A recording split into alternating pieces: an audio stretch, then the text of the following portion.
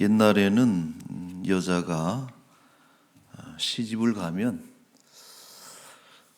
시어머니에게 제일 먼저 물려받는 것이 화로의 불씨라고 합니다. 그래서 그날부터 자기 며느리가 들어올 때까지 이 불씨를 꺼트리지 않고 잘 지키는 것이 이제 며느리가 하는 일인데, 이것이 여간 이제 고역이 아니다 이거예요. 그래서 가장 늦은 시간에 자야 되고, 또 아침 일찍 일어나서 불이 안 꺼졌는가 잘 살펴야 됩니다.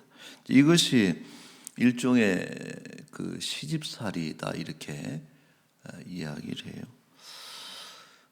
그러나 잘 부지런히 잘 지켜서 집안을 따뜻하게 하고 또 어두운 곳 없이 잘 밝히면은 시어머님이 참 좋아하시고 어른들이 좋아하고 인정을 받고, 그때서야 이제 곡간 열쇠를 넘겨준다고 해요.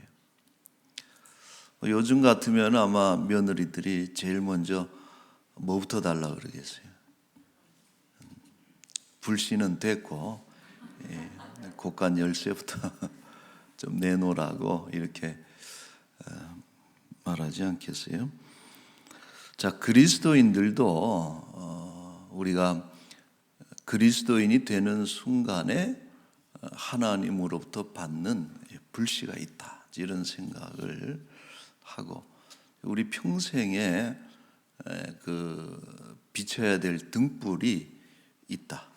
이것을 잘 지키고 또 빛을 밝히는 것이 우리 성도들의 매우 중요한 역할이 아니겠느냐. 잘하면 하나님께서 복 주시고 또 더 큰 것을 맡겨주시는 이런 은혜가 있다라고 성경이 말하고 있습니다.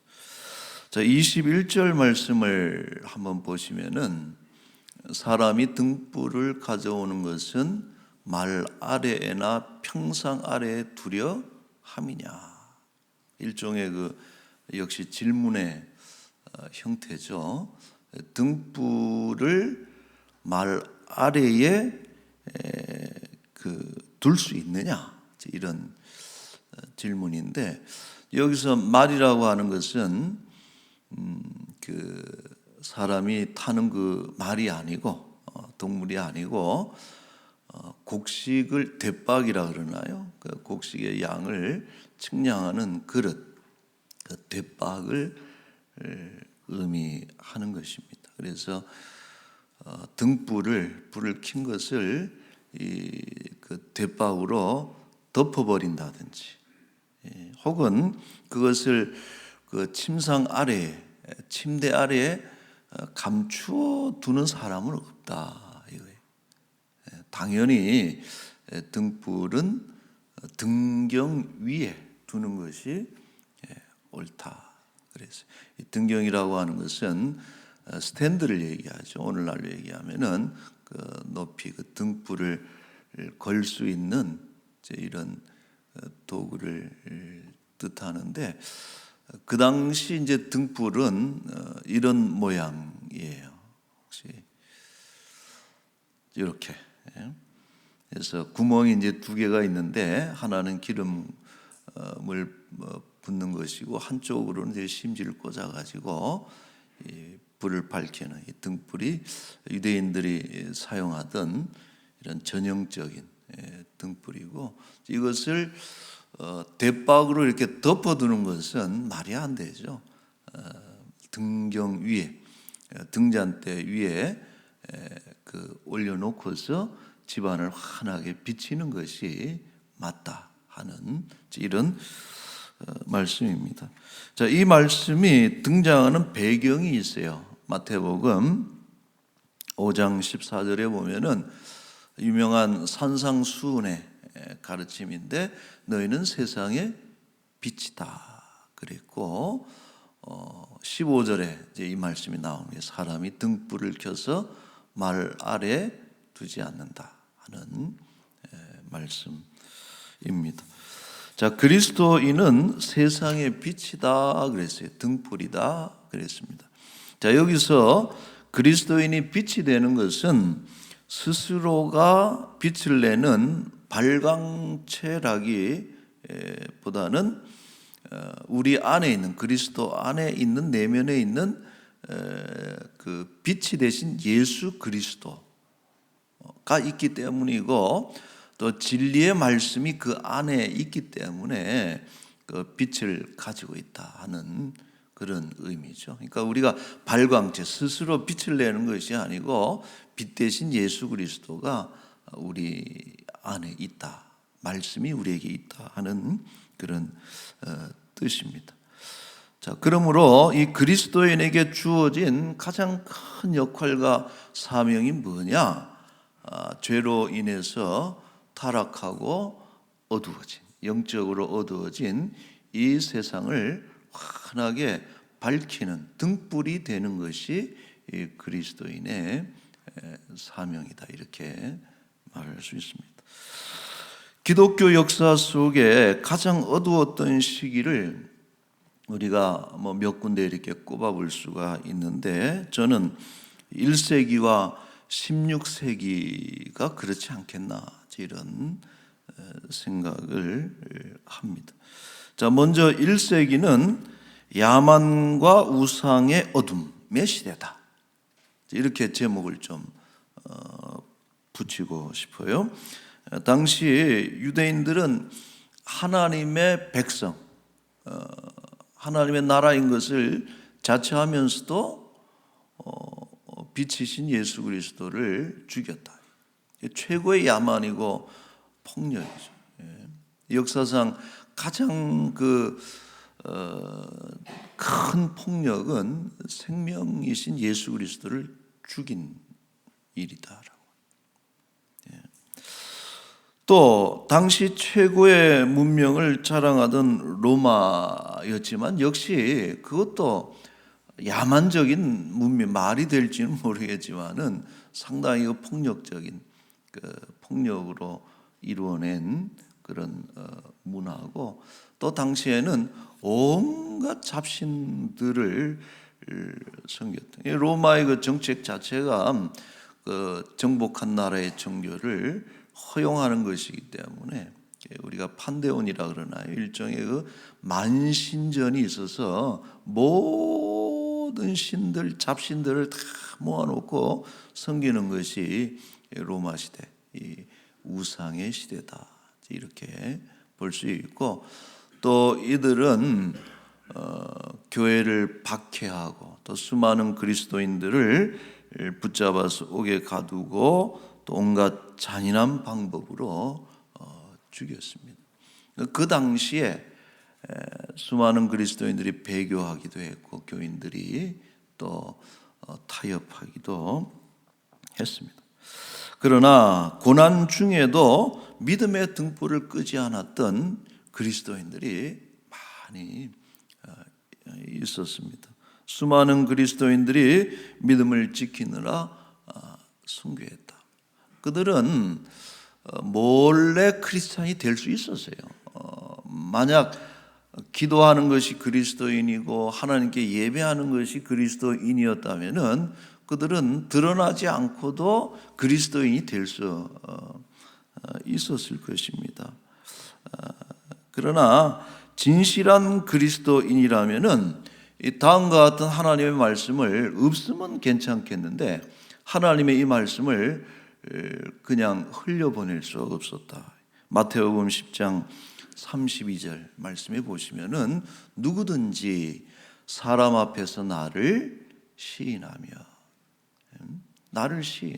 여기서 없었으면 좋았을 말씀이 뭐예요? 9절이 표현이 사람 앞에서 요것만 좀 싹 지워버리면은 얼마든지 내가 개인적으로 하나님을 시인하고 또 예배하고 이런 것은 할 수가 있는데, 하나님은 공적으로 사람들 앞에서 공적으로 하나님을 시인하고 그리스도인인 것을 드러낼 것을 요구하고 있다라고 하는 것이죠.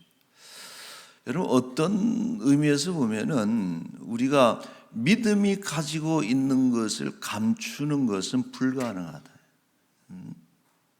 믿음 자체는 절대 숨길 수가 없는 것이 그 매우 중요한 특징이라는 거예요. 사람이 숨길 수가 없는 게 세 가지 있다고 그러잖아요. 우리가 뭐 터키 속담이라고도 하는데, 첫째가 뭡니까?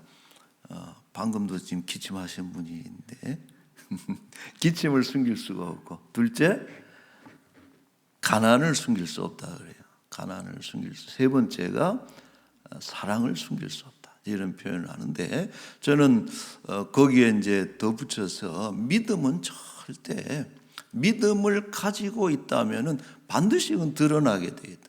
숨길 수가 없는 것이 믿음이고, 자, 그렇게 그 믿음을 드러냄으로 인해서 수많은 사람들이 그 순교의 현장에서 사라져 간 것이지만, 그러나 그로 인해서 오늘날 교회가 있는 것이죠.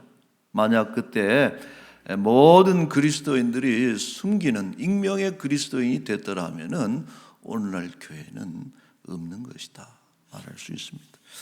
오늘날 참 부끄러운 것은 이런 익명의 그리스도인들이 우리들에게 많지 않으냐.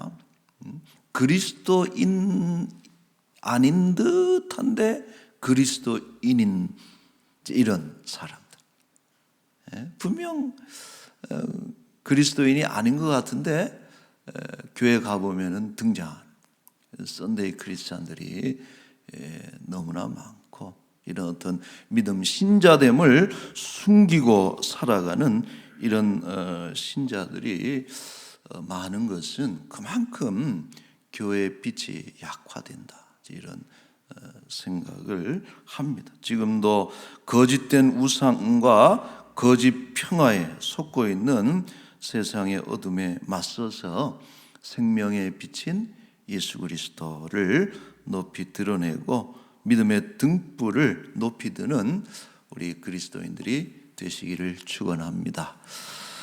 자, 16세기의 어둠은 이런 것입니다. 이 시기는 빛을 밝힐 교회가 오히려 세상을 짙은 어둠으로 몰아가던 시대다.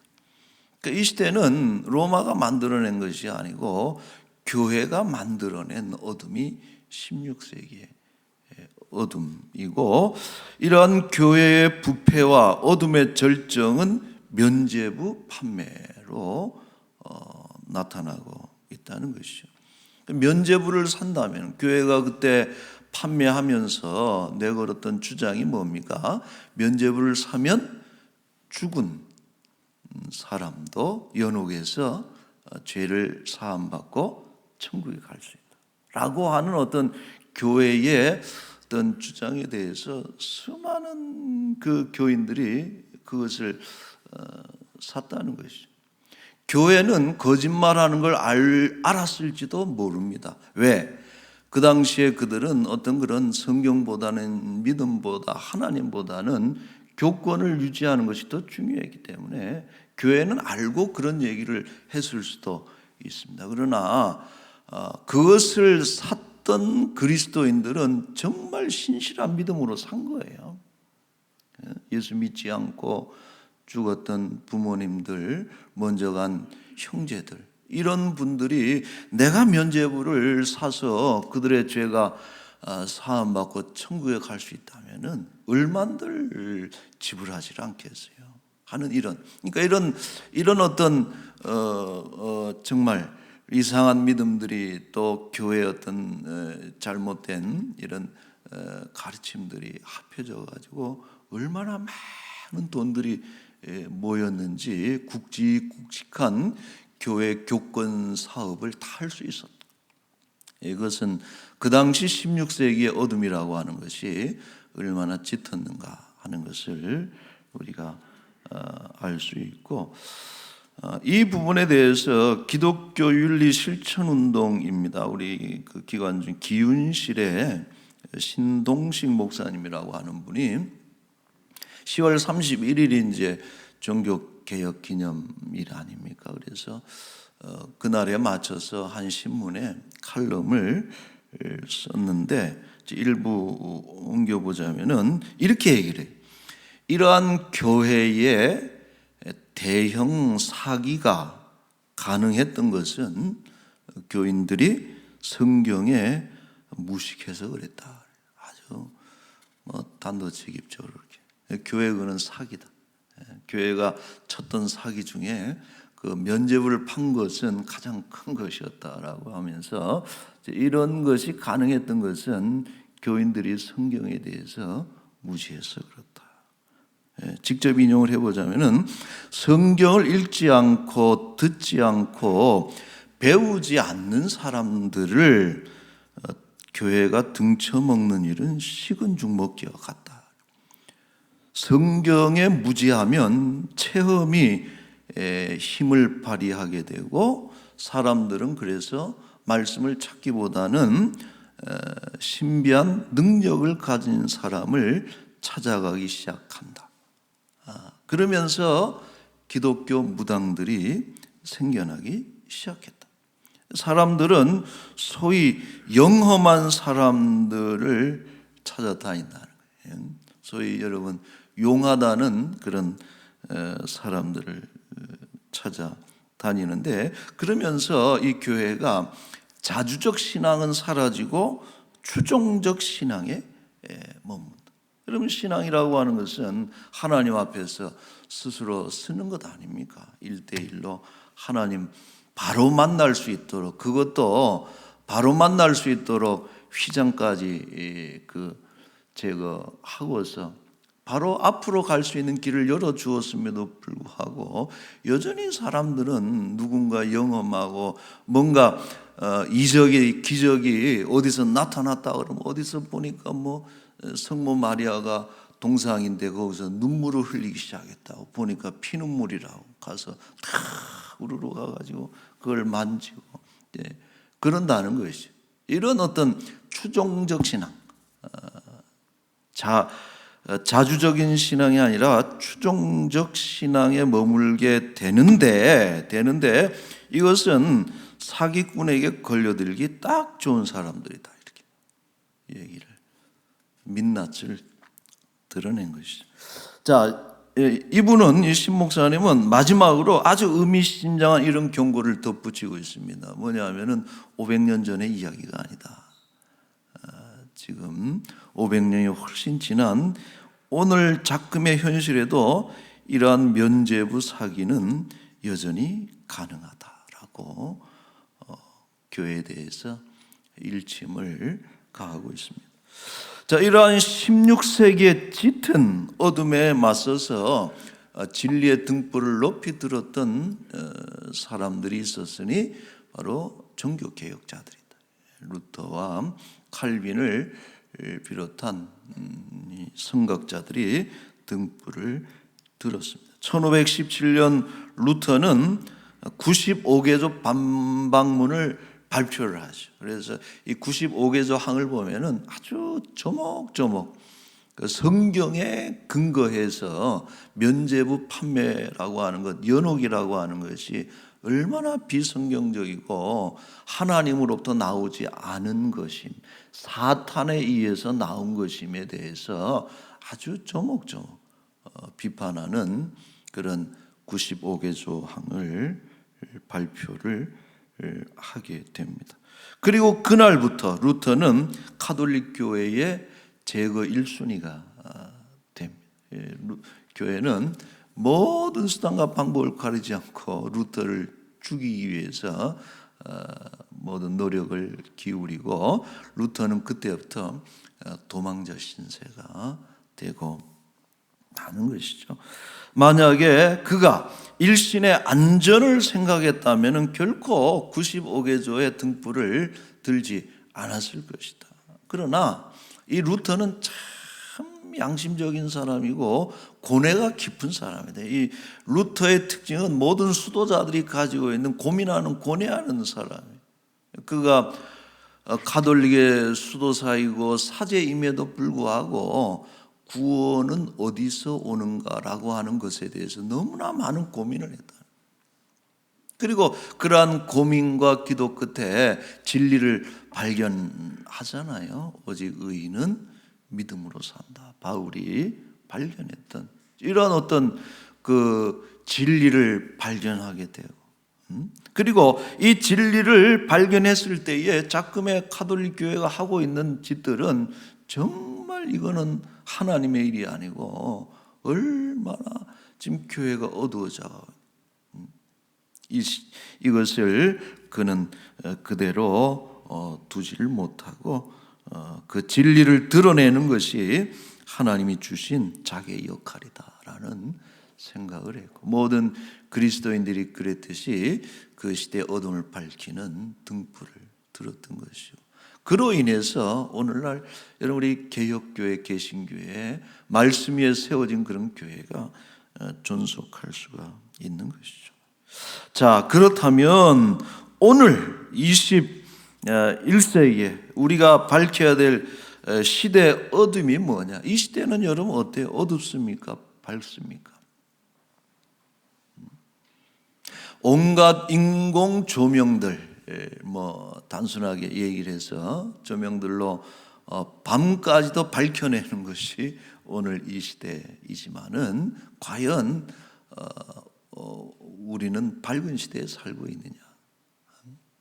그런 얘기를 누가 해요? 뭐냐 하면은 교회 가장 짙은 어둠이 언제 생겨나느냐? 그것은 그 시대의 문명이 가장 최고조에 있을 때 참 모순되게도 영적인 어둠은 가장 깊다.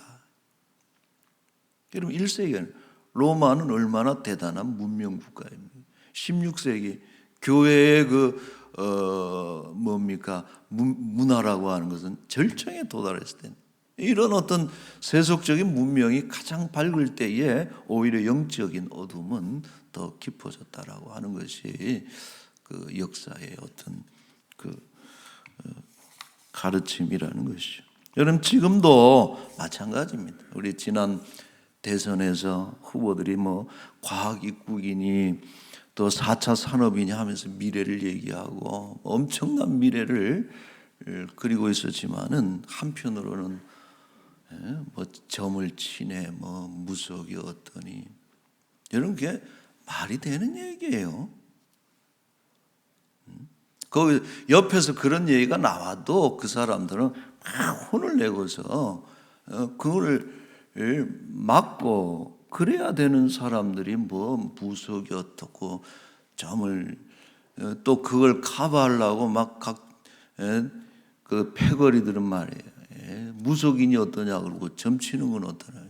말이 됩니까? 다 배운 사람들 아니에요. 근데 그들이 가지고 있는 영적인 어둠이라고 하는 것은 이루 말할 수 없어요. 여러분 그들이 아무리 탁월한 사람들이고 일국의 대통령이 되겠다고 하는 그런 사람들이었을지라도 그런 어떤 무지함과 영적인 어둠 속에 그들이 잡혀 있다면은 이 나라는 절대 좋아질 수가 없습니다. 누가 되더라도. 교회는 이제 이런 부분들에 대해서 우리가 등불을 밝게 들어야 돼요. 다 속보이는 짓들 아닙니까? 무속인이 몇십만 되니까 그 표도 생각해야 되는 거게, 그건 아니죠. 자, 저는 이 시대에 확산되는 거짓된 신화들 세 가지가 있다고 생각을 해요. 이것만 보고 마칠 텐데, 첫째로 이 시대를 어둡게 하는 세 가지 신화가 있는데, 첫째는 인간이 스스로를 구원할 수 있다라고 하는 이런 인본주의죠. 이거는 정치적인 선전입니다. 어떤 정치 권력도 또 어떤 과학적인 능력도 인간을 스스로 구원할 수는 없다. 우리가 지금 전쟁 보고 있잖아요. 전염병 보고 있잖아요. 심지어는 산불조차도 우리가 할 수 없는. 여러분, 이 세상을 구원하는 것은 하나님의 도움이 없이는 궁극적인 구원이 없음을 교회는 분명하게 밝혀야 된다. 자, 두 번째 신화는 인류는 조금씩 나아지고 있다라고 하는 진화론의 어떤 신화입니다. 여러분, 인류는 종말을 향해서 가고 있다는 것이 성경의 가르침입니다. 인간은 점점 더 악해지는 것이고 세상은 점점 더 악해지는 것이고 때가 되면 하나님께서 예수 그리스도께서 이 땅에 오셔서 이 세상을 끝장내고 새로운 하늘과 신천지가 아니라 새로운 하늘과 새로운 땅과 천국을 우리에게 하나님께서 주신다라고. 이것이 성경적 관점이에요. 조금 더 노력하면 더 좋아진다라고 하는 것은 이것은 신화다. 우리를 속이는 잘못된 가르침이죠. 자, 세 번째, 교회 안에도 잘못된 신화가 침투하고 있는데 모든 종교들을 포용하자는 다원주의를 우리는 경계해야 된다. 이들은 말합니다. 길은 다 달라도 정상에서는 만날 수 있다라는 얘기를 해요. 구원에 이르는, 행복에 이르는 길들이 다 산마다 등산로가 한 군데만 있을 수 있느냐? 여기저기 다 길들이 있지만은 정상에서 결국 모두 만날 것이다. 모두가 구원받을 것이다라고.